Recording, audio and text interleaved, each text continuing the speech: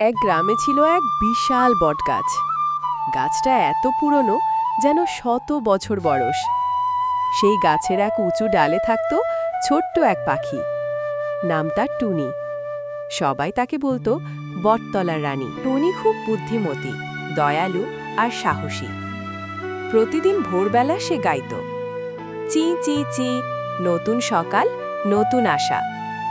গ্রামের শিশুরা মাঠে খেলতে আসলে টুনি তাদের গান শোনাত। আর বৃষ্টি হলে সে ডেকে বলতো, ঘরেই থাকো, ঠান্ডা লাগবে। একদিন সন্ধ্যার সময় হঠাৎ বৃষ্টির পরে গাছের নিচে কাদায় পড়ে যায় একটা ছোট্ট খরগোশ। তার পা পিছলে গিয়েছিল। টুনি ওপর থেকে দেখে, ওই খরগোশ তো তুতুল। সে তো রোজ ফুল তুলতে আসে মাঠে। টুনি দেরি না করে তার বন্ধু ডাহুক আর ঘুঘুকে ডাকে, চল, তুতুলকে বাঁচাতে হবে। সবাই মিলে গাছ থেকে পাতা ফেলে পাখায় করে শুকনো ঘাস টেনে আনে, তুতুলকে গরম রাখে।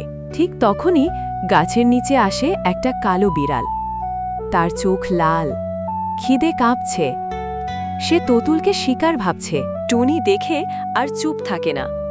সে চিৎকার করে, চি চি, বিপদ, বিপদ। চারপাশ থেকে পাখিরা ডাকে। গ্রামের কুকুর ভুলও দৌড়ে আসে। বিড়াল ভয় পেয়ে দৌড় দেয় ক্ষেতের দিকে। তুতুল বেঁচে যায় আর বলে, টুনি আপু, তুমি না থাকলে আমি আজ থাকতাম না।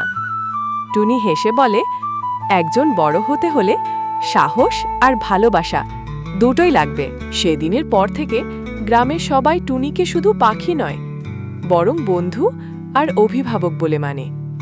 সে ছোট হলেও তার হৃদয় অনেক বড়। তাই মনে রাখো, সাহসী আর সাহসী মনই আসল শক্তি। এই ছিল টুনির বুদ্ধি আর সাহসের গল্প।